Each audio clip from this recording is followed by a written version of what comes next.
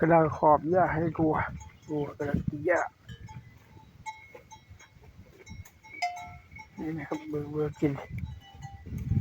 โซ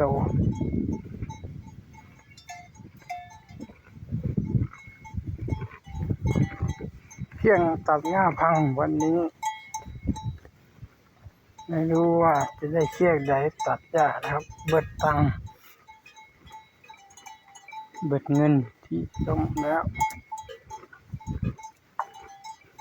ถึงค่าน้ำมันถึงค่าเชือก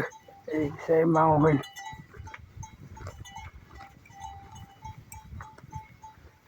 ไปกินน้อยๆ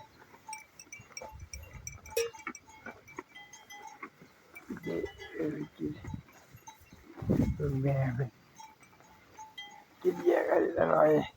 ฟังเลยเดี๋ยวพวกเขาอยู่คือวัวเพิ่นเด้วัวบาสิบ2 ตัวฟังพูดไปวัวเจ้าของ2 ตัวอยากวนไปวนบ้าอยู่อย่าให้มันกินเดี๋ยวไปเอาอย่าให้มันกินฟังพูดก่อนรับไว้ก่อน